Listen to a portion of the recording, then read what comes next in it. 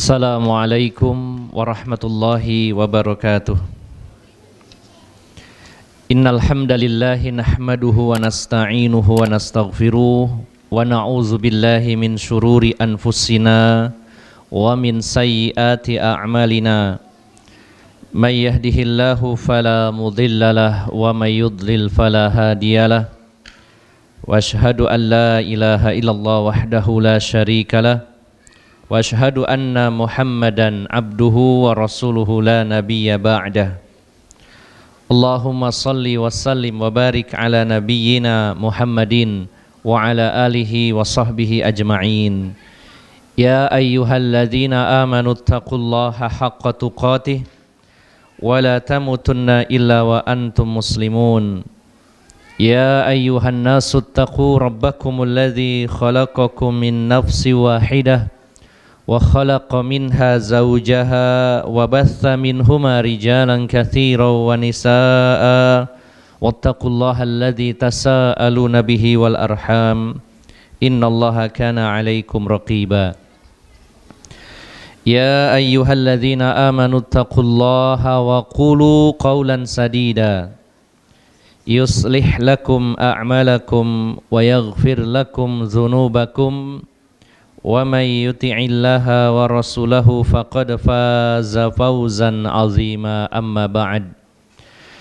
Fa inna asdaqal hadithi kitabullah wa khairal hadyi hadyu Muhammadin sallallahu alaihi wasallam wa syarrul umuri muhdatsatuha fa inna kulla muhdatsatin bid'ah wa kulla bid'atin dhalalah wa kulla dhalalatin finnar. Bapak-bapak dan ibu-ibu, saudara-saudari jamaah Masjid Imam Syafi'i yang dirahmati Allah Subhanahu wa taala. Puji syukur kita panjatkan kehadirat Allah Subhanahu wa taala pada sore hari ini di bulan yang penuh barokah ini. Kita masih diberikan umur oleh Allah Subhanahu wa taala, diberikan kesempatan oleh Allah Subhanahu wa taala untuk bertemu dengan bulan yang penuh barokah dan mengisinya dengan berbagai macam ibadah kepada Allah Subhanahu wa taala.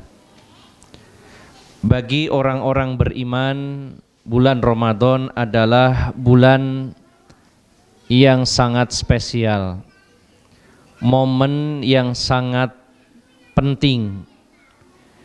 Bahkan para ulama seperti salah satunya Imam Ibnul Jauzi sampai mengatakan, sebagaimana dikutip dalam kitab At-Tabsirah, beliau mengatakan seandainya penghuni kubur berangan-angan untuk kembali ke dunia ini, maka dia akan berangan-angan kembali ke dunia walaupun satu hari di bulan suci Ramadan. Seandainya diberi kesempatan kembali ke dunia ini, maka ahli kubur akan menginginkan dia kembali walaupun satu hari berada di bulan Ramadan, walaupun satu hari. Sementara kita diberi kesempatan oleh Allah Subhanahu wa taala yang begitu terbuka lebar.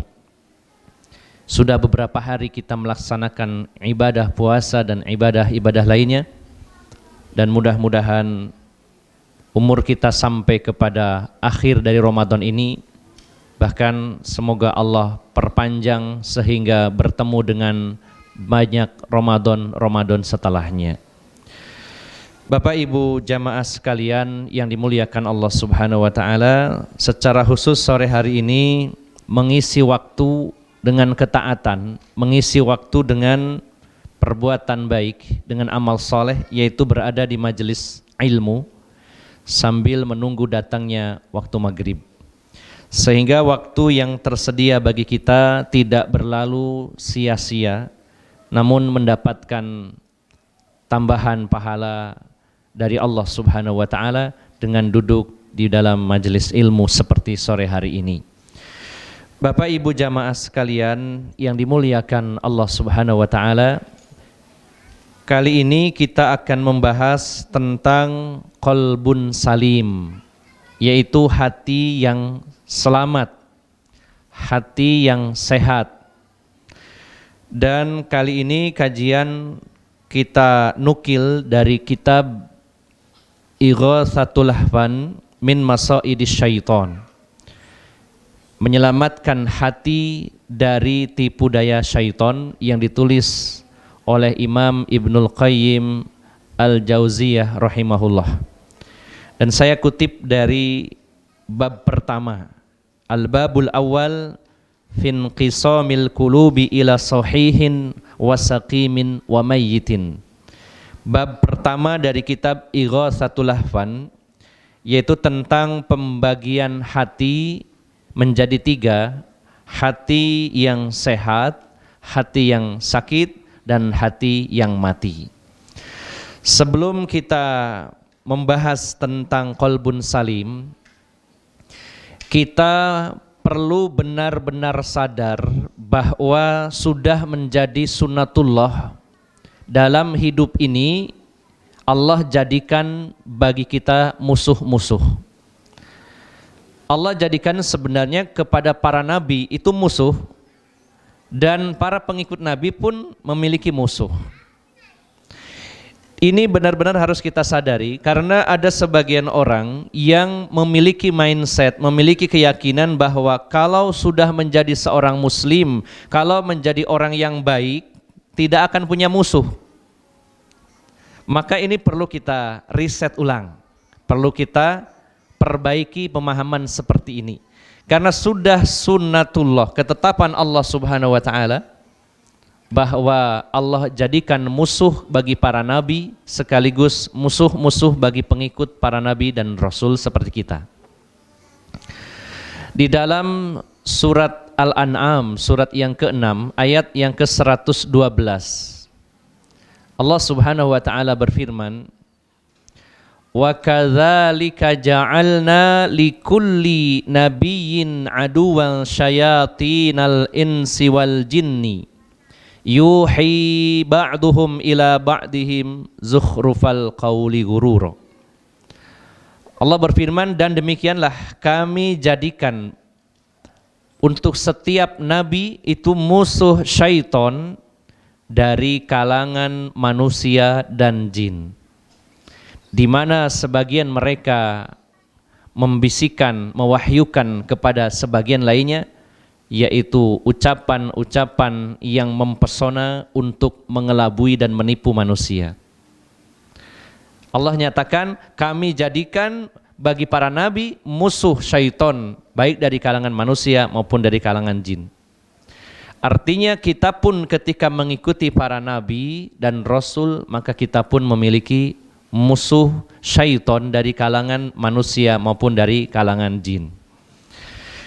Yang pertama, ini harus kita betul-betul tanamkan bahwa saya hidup pasti punya musuh. Sebaik apapun kita pasti punya musuh. Rasulullah Muhammad sallallahu alaihi wasallam manusia terbaik, manusia yang paling saleh, manusia paling besar cintanya kepada sesama, paling besar kasih sayangnya kepada sesama, tapi beliau memiliki banyak musuh. Sehingga Bapak Ibu jamaah sekalian yang dimuliakan Allah Subhanahu wa Ta'ala, kita tidak perlu khawatir apabila kita memang dimusuhi oleh manusia maupun oleh bangsa jin. Selama kita berpijak di atas kebenaran, selama mengikuti Rasulullah Muhammad SAW, maka kita tidak perlu khawatir. Itu artinya kita sedang berada di atas kebenaran dan sedang berkonfrontasi, bermusuhan dengan para ahlul batil atau orang-orang yang berjuang di atas kebatilan. Kemudian yang kedua, Bapak Ibu jamaah sekalian yang dimuliakan Allah Subhanahu wa Ta'ala, kita harus bisa memetakan, memapping bahwa musuh syaiton dari kalangan jin dan manusia itu memiliki perbedaan, sehingga sikap kita pun berbeda kepada mereka. Kalau syaiton dari kalangan jin yang membisikkan kejahatan dalam dada manusia, atau yang diistilahkan al-khannas, maka kita wajib menjadikan mereka sebagai musuh bebuyutan, musuh abadi yang tidak akan pernah ada kompromi sama sekali dengan mereka. Karena memang Allah memerintahkannya demikian. Allah berfirman di dalam surat Fatir surat 35 di ayat yang ke-6. Allah berfirman, "Innasyaitona lakum aduwwun fattakhidhuhu aduwwa." Sesungguhnya syaitan adalah musuh kalian, maka jadikan dia musuh, maka ambillah dia menjadi musuhmu. Allah nyatakan dia musuh, maka oleh kamu jadikan dia musuh. Jangan pernah ada kompromi, jangan pernah ada sedikit pun harapan mereka akan berbuat baik kepada kita. Tidak akan pernah sama sekali. Mereka akan menjadi musuh abadi kita. Ini kalau syaitan dari kalangan jin yang membisikkan kejahatan dalam dada manusia. Yang kedua, kalau itu syaitan dari kalangan manusia atau musuh-musuh dari kalangan manusia, maka kita masih memiliki harapan dan masih memberikan kesempatan mereka menjadi teman-teman setia kita. Allah berfirman di dalam surat Fussilat surat 41 ayat yang ke-34. Wala tastawil hasanatu walas sayyi'ah idfa' billati hiya ahsan fa idzal ladzi bainaka wa bainahu adawatun ka'annahu waliyyun hamim. Tidak akan pernah sama antara kejahatan dengan kebaikan. Dan tolaklah, balaslah kejahatan itu dengan cara yang terbaik atau dengan cara yang lebih baik. Fa idzal ladzi bainaka wa bainahu adawatun ka'annahu waliyyun hamim. Boleh jadi seseorang yang antara engkau dengannya ada permusuhan, maka bisa jadi dia menjadi waliyun hamim, menjadi teman setia yang saling menyayangi dan mengasihi. Jadi Bapak Ibu jamaah sekalian yang dimuliakan Allah Subhanahu wa taala, satu, kita sadar bahwa hidup pasti punya musuh. Siapa musuh kita? Syaitan dari kalangan manusia dan dari kalangan jin. Syaitan dari kalangan manusia masih ada harapan jadi teman baik. Kalau syaitan dari kalangan jin, totalitas tidak ada kompromi, mereka musuh abadi kita. Kemudian yang ketiga, Bapak Ibu jamaah sekalian yang dimuliakan Allah Subhanahu wa taala, perlu kita sadar betul bahwa yang ditarget oleh syaitan dari kalangan jin yang membisikkan kejahatan, targetnya adalah hati kita. Kenapa mereka menargetkan hati kita? Yang pertama, ini ada kaitannya dengan pembahasan sore hari ini, bahwa syaitan tahu kalau Bani Adam itu memiliki hati yang selamat, hati yang sehat, qalbun salim, maka dia akan selamat di akhirat nanti. Dan itu sangat tidak diinginkan oleh iblis dan bala tentaranya. Allah menyatakan di dalam surat Asy-Syu'ara ayat 88 dan 89. Dan ini beliau tulis dalam awal bab kitabnya Imam Ibnul Qayyim Al-Jauziyah rahimahullah. Allah berfirman dalam surat Asy-Syu'ara ayat 88-89. Yauma la yanfa'u malun wala banun illa man atallaha biqalbin salim. Ingat pada hari di mana tidak ada manfaat sedikit pun harta dan anak-anak kalian.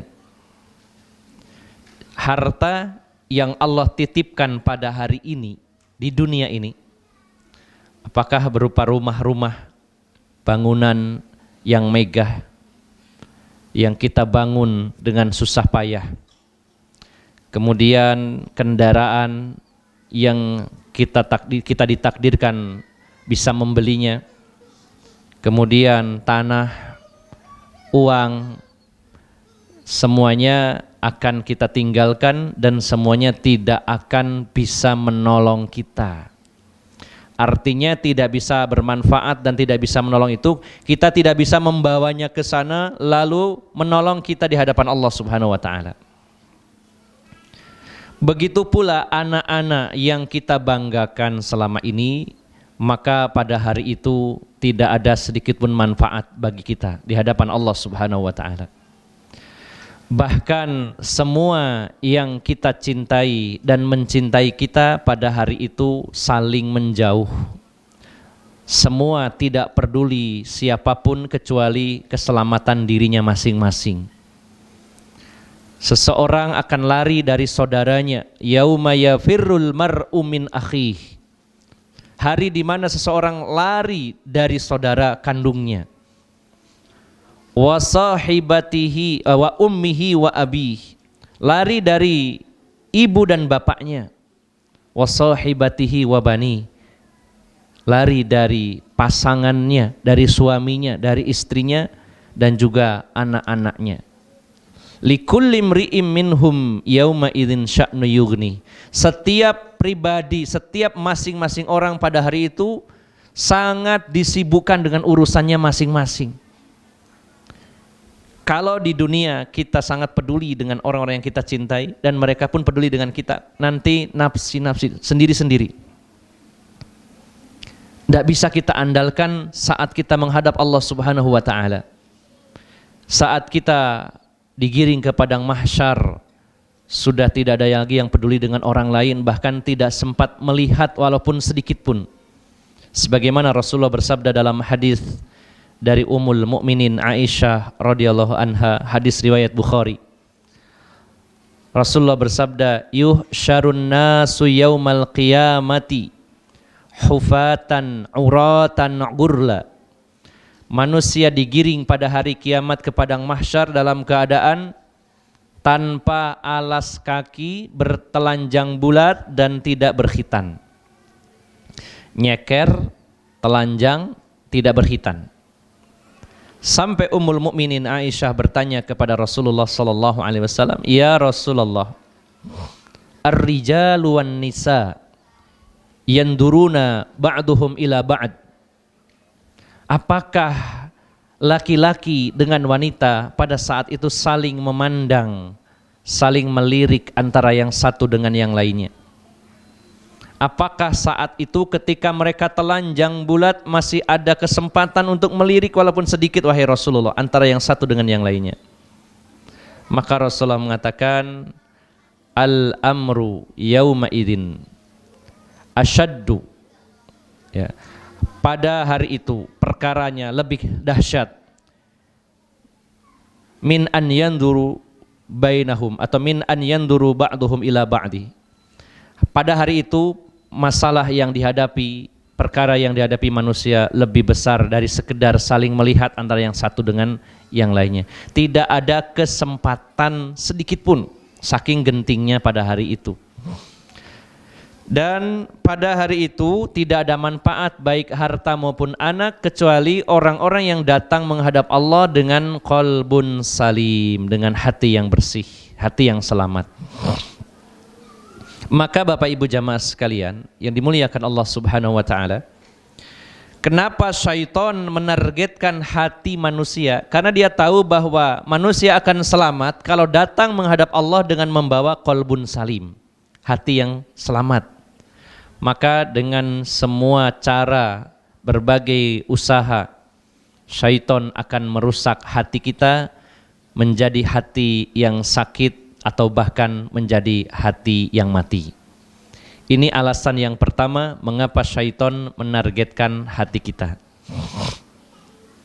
Yang kedua, hati adalah raja, komandan, pemimpin dari anggota tubuh kita. Maka untuk merusak anggota tubuh kita, syaitan tidak perlu merusaknya satu persatu.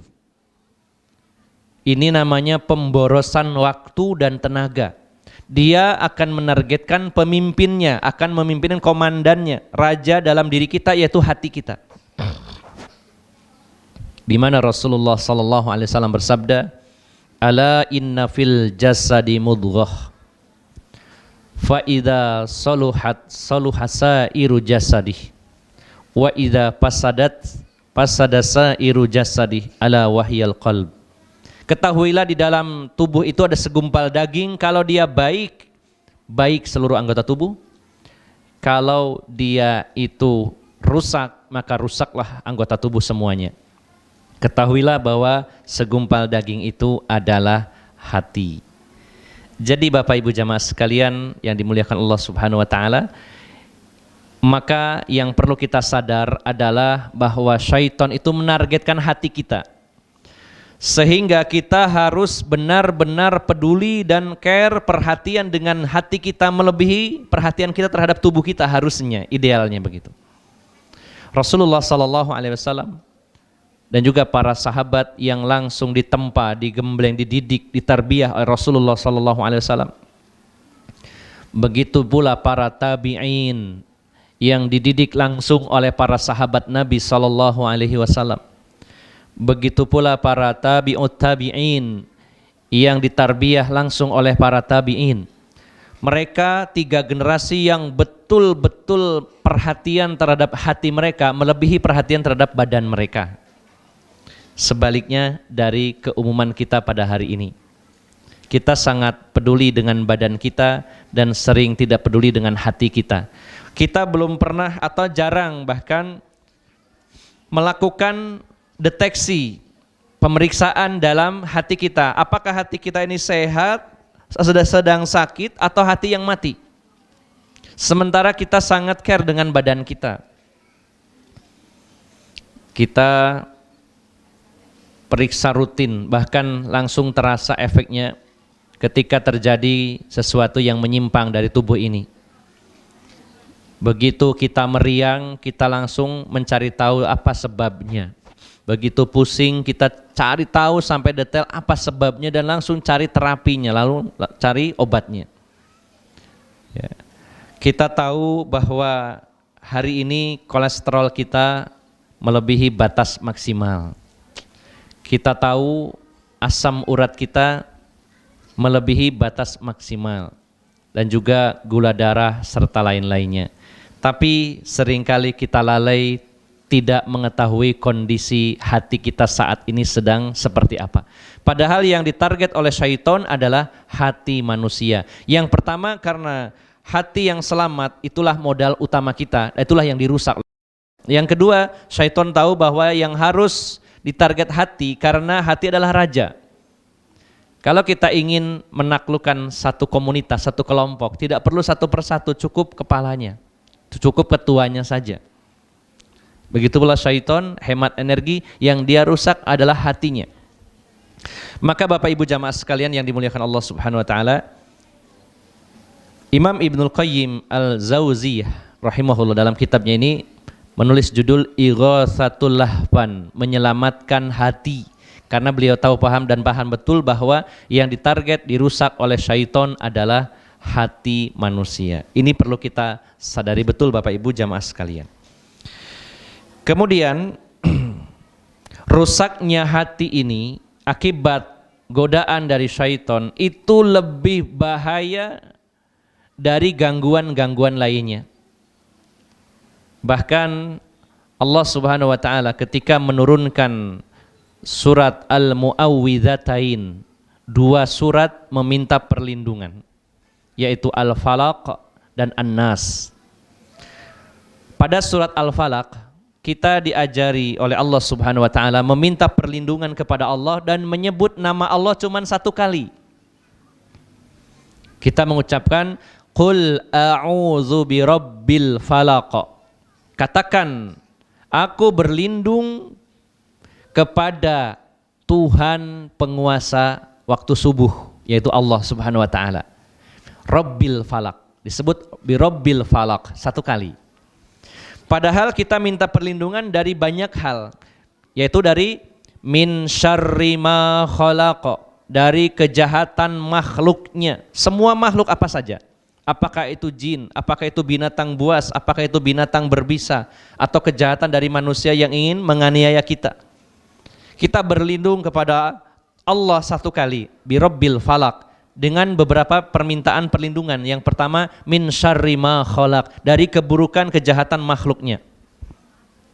Yang kedua, min syarri ghasiqin idza waqab, dari kejahatan malam apabila telah gelap gulita. Yang ketiga, min syarrin naffatsati fil uqad, dan kita minta perlindungan kepada Allah penguasa waktu subuh dari wanita-wanita tukang sihir yang meniup kepada bukhul-bukhul sihirnya. Dan yang keempat, wa min syarri hasidin idza hasad, dan kita berlindung kepada Allah dari keburukan orang-orang yang dengki ketika dia dengki. Menyebut nama Allah satu kali, minta perlindungan dari 4 perkara. Adapun surat An-Nas, kita menyebut nama Allah 3 kali, sementara minta perlindungan dari 1 hal. Kita mengucapkan qul a'udzu birabbin nas, katakan aku berlindung kepada Rabb manusia, yaitu Allah. Malikin nas, raja manusia, yaitu Allah. Ilahin nas, sesembahan manusia, yaitu Allah. Rabbin nas, malikin nas, ilahin nas. Dari apa? Min syarril waswasil khannas, dari bisikan al-waswas. Yang dimaksud waswas itu adalah sautul khafi, atau yang menyebutnya sebagai sautun nafs, bisikan halus dalam jiwa manusia, bisikan syaitan yang disebut al-khannas, yaitu dia syaitan yang menyelinap ke dalam hati manusia. Jadi syaitan itu mengalir dalam tubuh Bani Adam bersama aliran darah, dan dia tidak hanya mengalir saja, tapi ketika sampai ke dalam hati manusia, dia menyelinap ke dalamnya. Dan di sana dia akan melakukan langkah awal, yaitu mengendus. Dikatakan oleh Imam Ibnu Qayyim dalam bab-bab setelahnya, karena isi dari kitab ini adalah puluhan dari jebakan syaitan yang harus kita ketahui dan kita antisipasi. Langkah awal ketika syaitan itu mengalir dalam darah Bani Adam, lalu sampai dalam hati manusia, dia akan melakukan survei. Dia akan mendeteksi segala hal yang kita miliki, semua celah yang ada dalam diri kita akan dia catat, dia simpan dalam database mereka. Jadi kita masing-masing ini, segala hal yang ada kaitannya dengan diri kita, titik lemah kita di mana, syaitan sudah punya, sudah pegang semua itu. Jadi jangan pernah meremehkan syaitan, karena bisa jadi secara teknologi mereka itu lebih canggih dari kita. Manusia bangga dengan era digital pada hari ini, dengan segala kecanggihannya. Syaitan atau bangsa jin, syaitan dari kalangan jin mungkin bisa jadi lebih canggih dari kita. Kita tahu bahwa fakta ya, bukan hoax ya, ada di antara anak-anak manusia yang dikhitan oleh bangsa jin. Saya pernah menjumpainya. Ada tetangga saya waktu tinggal di daerah Les Padangan. Secara ekonomi orang tuanya memang tidak mampu, ya, tukang becak waktu itu. Dan pagi hari waktu itu anaknya yang pertama anaknya yang kedua usia sekitar 5 tahun atau 6 tahun. Itu sempat heboh karena malamnya itu kondisi belum khitan, paginya sudah dalam kondisi khitan. Sehingga orang yakin, wah ini dihitan sama jin. Karena tidak pernah ada orang yang menghitannya. Kita lihat betul memang kondisinya sudah dihitan dan tidak ada bekasnya, dalam artian tidak ada luka. Yang harusnya kalau tadi malam dihitan masih ada bekas luka. Kalau manusia dihitan oleh dokter dari kalangan manusia, secanggih apapun hari ini ya, itu masih ada tanda-tanda habis luka ya. Walaupun tidak keluar darah, ada bekas lasernya atau ada obatnya atau apa saja. Dan masih butuh waktu beberapa hari untuk sembuh. Secanggih apapun mungkin hitungan jam boleh jadi ada, tapi masih ada bekas. Kalau ini betul-betul seperti orang sudah lama hitan. Nah, berarti teknologinya canggih, Pak. Bahkan sebagian ulama, ini sebagian saja, mengatakan bahwa kalau memang alien itu ada, maka mereka adalah bangsa jin yang Allah berikan kekuatan, mereka bisa terbang di luar angkasa, Bisa jadi itu bangsa jin. Kalau memang ada fakta itu. Apakah itu hoax atau fakta, kita belum ketemu sama alien. Kalau ketemu tanyakan saja. Apakah kamu bangsa jin atau dari mana? Ya, tanyakan. Kalau ketemu. Tapi intinya adalah bahwa syaitan dari kalangan jin mengalir melalui darah manusia, masuk ke dalam hati manusia, menyelinap. Dia akan mengumpulkan semua data kita. Bahkan nanti pada bab-bab selanjutnya, di pertengahan atau di awal pertengahannya, syaitan itu akan melakukan duplikasi apa yang dilakukan iblis kepada Nabi Adam, dia lakukan juga kepada kita keturunan Nabi Adam. Salah satu yang dikumpulkan datanya oleh syaitan itu adalah apa yang menjadi kesenangan kita, itu adalah celah bagi syaitan menggoda kita. Karena Nabi Adam dulu, sebagaimana Allah berfirman di dalam surat Al-A'raf ayat 20, 21, nanti coba dicek ya karena waktunya singkat. Nabi Adam itu tergoda oleh iblis dan berhasil digoda sehingga memakan buah yang dilarang oleh Allah Subhanahu wa taala. Ternyata salah satu yang dilakukan iblis adalah iblis mengetahui betul apa yang paling diinginkan disenangi Nabi Adam. Bukan Nabi Adam sudah di surga, seluruh fasilitas sudah dia dapatkan. Lalu apalagi yang diinginkan Nabi Adam? Kira-kira apa Pak ya? Orang itu fasilitas sudah dipenuhi semuanya. Istri sudah ada, pasangan ya. Buah-buahan, makanan, apapun semuanya sudah diberikan oleh Allah Subhanahu wa taala. Lalu apa yang paling diinginkan Nabi Adam? Yang paling diinginkan Nabi Adam adalah keabadian, kekekalan di dalam surga. Kalau orang itu mendapatkan banyak kenikmatan, yang dia inginkan masih ada lagi satu lagi, yaitu dia ingin nikmat itu terus dia dapatkan, jangan sampai hilang lagi. Ya. Maka iblis tahu betul apa yang paling disukai Nabi Adam. Maka dia menggoda Nabi Adam dengan mengatakan, waqala, berkata iblis, manahakuma rabbukuma an hadhihi syajarah illa antakuna malakaini au takuna minal khalidin wa qasamahuma inni lakuma laminan nasihin. Iblis berkata kepada Nabi Adam, ini nanti pada bab-bab selanjutnya dibahas. Wahai Adam, Tuhan kalian berdua, wahai Adam dan Hawa, Tuhan kalian berdua tidak melarang kalian memakan buah yang dilarang itu kecuali dengan satu alasan. Yaitu alasannya agar kamu tidak menjadi dua malaikat dan tidak menjadi orang yang kekal abadi. Lalu pertanyaannya, apa benar Nabi Adam ingin jadi malaikat? Ya, pertanyaannya kepada panjenengan dan saya, apa panjenengan juga ingin jadi malaikat? Mau enggak jadi malaikat? Kira-kira. Malaikat tidak menikah loh Pak ya. Tidak menikah, tidak suka makanan. Mungkin pikiran kita mending jadi orang saja, jadi manusia ya. Tapi kalimatnya di situ yang diinginkan Nabi Adam menjadi dua malaikat dan kekal abadi di surga. Maka ada redaksi lain, kalau menurut pendapat Ibnu Abbas, beliau mengatakan bukan malakain tapi malikain. Dua raja, raja dan ratu, malikain. Ya. Kalaupun ditafsirkan atau kalimatnya tetap malakain, dua malaikat, bukan berarti Nabi Adam ingin jadi dua malaikat dengan Ibu Hawa, bukan. Tapi yang diinginkan adalah kekekalannya. Iblis tahu betul yang disukai Nabi Adam adalah ingin kekal, maka dia menggoda Nabi Adam dengan kalimat itu. Adam, Tuhan kamu melarang kamu dan istrimu memakan buah yang dilarang itu, alasannya karena kalau kamu makan buah itu, kamu akan menjadi dua raja, dua malaikat, dan kamu akan kekal. Dan itu padahal yang diinginkan Nabi Adam.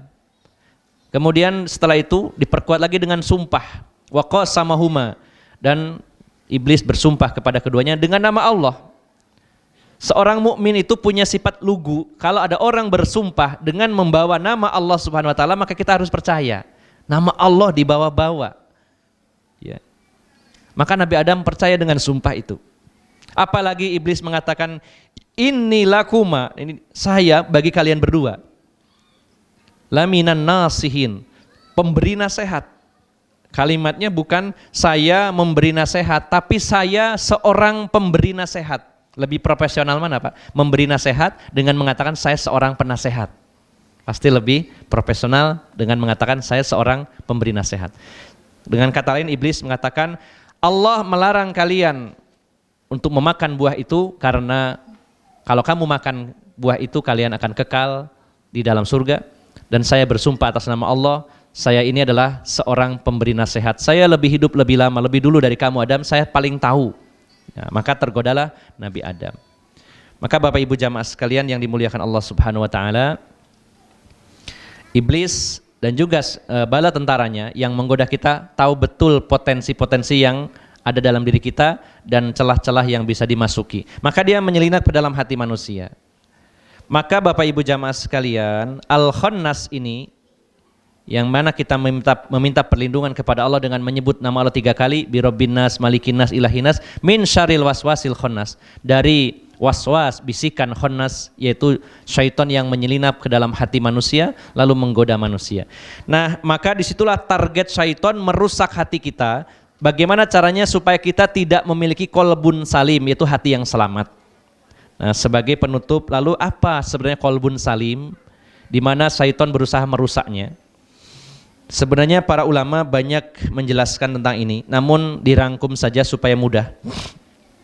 Saya mengutip perkataan beliau dalam kitab ini.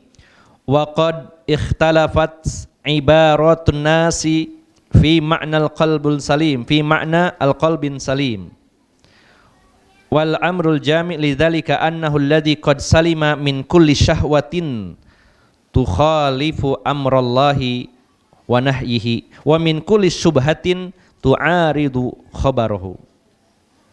Jadi Bapak Ibu jamaah sekalian yang dimuliakan Allah Subhanahu wa taala, manusia dalam hal ini para ulama berbeda-beda pendapat tentang memaknai makna qalbun salim. Akan tetapi kalau dipadatkan, dirangkum dari semua pendapat itu, bahwa qalbun salim, hati yang selamat itu adalah yaitu alladzi qad salima min kulli syahwatin tukhalifu amrallahi wa nahyihi, yaitu hati yang selamat dari setiap syahwat yang menyelisihi perintah dan larangan Allah, dan hati yang selamat dari setiap syubhat yang menyelisihi atau bertentangan dengan khobar-khobar Allah Subhanahu wa ta'ala. Jadi Bapak Ibu jamaah sekalian yang dimuliakan Allah Subhanahu wa taala, dua senjata iblis dan bala tentaranya yang paling diandalkan adalah syahwat dan subhat. Syahwat dan subhat. Kalau syahwat, yaitu manusia digiring, diarahkan supaya menyelisihi perintah-perintah Allah. Kalau itu perintah, bagaimana caranya supaya dia itu meninggalkan perintah Allah Subhanahu wa taala? Digoda supaya tidak melaksanakan sholat, digoda supaya tidak melaksanakan puasa, digoda supaya tidak bersedekah, tidak membaca Quran dan lain-lainnya. Ini namanya syahwat, yang mana syahwat ini mengarah kepada penyelisihan terhadap perintah-perintah Allah Subhanahu wa taala. Atau syahwat di mana dengan syahwat itu manusia melanggar larangan-larangan Allah Subhanahu wa taala. Dengan syahwat manusia itu melakukan kebatilan seperti memakan harta manusia secara haram, secara zalim. Dia korupsi, dia mencuri, merampok, dia berzina, dia membunuh, dia minum minuman keras. Semuanya adalah melanggar larangan Allah Subhanahu wa taala. Dan yang tidak kalah dahsyatnya dan lebih berbahaya adalah yaitu syubhat yang menyelisih semua khobar, berita-berita wahyu dari Allah Subhanahu wa taala. Syahwat yang bertentangan dengan syubhat yang bertentangan dengan syariat Allah Subhanahu wa taala. Di mana syubhat ini sangat berbahaya, karena kalau syubhat yaitu kebatilan yang dikemas kebenaran atau al-haq. Kejahatan yang ditutupi dengan kebaikan sehingga tampak baik di hadapan manusia. Atau setidaknya syubhat itu adalah kebatilan yang ditutup-tutupi dengan dalil, ya, dalil nakli dari Al-Quran maupun dari Sunnah, namun yang dipelintir, diarahkan untuk mendukung kebatilan tersebut. Maka kalau syahwat, orang mungkin masih ada harapan sadar, ya, kesadaran tentang kesalahannya semakin besar daripada orang yang terkena syubhat. Nah, maka Bapak Ibu jamaah sekalian yang dimuliakan Allah Subhanahu wa taala, hati yang selamat, qalbun salim, adalah hati yang terbebas dari semua syahwat dan dari semua syubhat. Dan beliau pun merincinya dalam beberapa kalimat. Beliau mengatakan fasalima min ubudiyatin ma siwah. Hati atau qalbun salim itu adalah hati yang selamat dari ubudiyah, penghambaan kepada selain Allah Subhanahu wa taala. Wasalima min tahkimi ghairi rasulihi, dan hati yang selamat dari mengambil hukum selain hukum Rasulullah sallallahu alaihi wasallam. Dan juga fasalima fi mahabbati ghairillahi ma'ah, hati yang selamat dari kecintaan kepada selain Allah Subhanahu wa taala. Wa min khaufihi wa rajaihi wa tawakkuli alaihi wal inabati ilaihi, hati yang selamat dari rasa takut kepada selain Allah, hati yang selamat dari roja, harapan kepada selain Allah, dan hati yang selamat dari tawakal kepada selain Allah Subhanahu wa taala. Jadi PR kita cukup besar Bapak Ibu jamaah sekalian. Kalau kita ingin selamat di akhirat, hendaknya kita memiliki qalbun salim, hati yang selamat. Dan kita sedang berproses, berusaha untuk membersihkan hati kita dan menjadikan hati kita dengan izin Allah Subhanahu wa taala menjadi qalbun salim, hati yang terbebas dari segala syahwat dan subhat. Dan sebelum saya tutup, saya simpulkan dari kajian pada sore hari ini bahwa yang pertama, kita harus sadar bahwa kita pasti punya musuh, baik syaitan dari kalangan jin maupun dari kalangan manusia. Syaitan dari kalangan manusia masih punya harapan, dia sadar dan menjadi teman setia. Adapun syaitan dari kalangan jin yang membisikkan dalam dada kita, maka tidak ada kompromi, tidak ada baiknya sama sekali, dan kita jadikan musuh abadi. Yang kedua, kita harus sadar bahwa yang ditarget oleh syaitan adalah hati kita, karena hati adalah raja dalam tubuh kita, dan hati yang selamat ini adalah modal utama kita. Maka itulah yang akan dirusak dan ditarget. Kemudian yang terakhir, yang ketiga adalah tentang qalbun salim, bahwa hati yang selamat adalah hati yang selamat dari segala syahwat yang menyelisihi perintah Allah dan larangan-larangan Allah, serta hati yang selamat dari segala syubhat yang bertentangan dengan khobar-khobar atau wahyu dari Allah Subhanahu wa taala. Semoga kita diberi anugerah oleh Allah Subhanahu wa taala hati yang sehat, hati yang selamat, hati yang bersih, dan hati yang hidup dengan kehidupan yang baik. Dan semoga kita dilindungi oleh Allah Subhanahu wa taala dari godaan syaitan, dari jebakan, dari bisikannya, dari tipuannya, sehingga menyebabkan hati kita sakit, bahkan bisa mati. Dan mudah-mudahan kita termasuk hamba-hamba Allah yang nantinya datang menghadap Allah dengan membawa qalbun salim, hati yang selamat. Demikian Bapak Ibu jamaah sekalian, semoga bermanfaat dan mohon maaf atas segala kekurangan. Aqulu qauli hadza wa astaghfirullah li wa lakum wa akhiru da'wana anil hamdulillahi rabbil alamin. Subhanakallahumma wa bihamdika asyhadu an la ilaha illa anta astaghfiruka wa atubu ilaik. Wassalamu alaikum warahmatullahi wabarakatuh.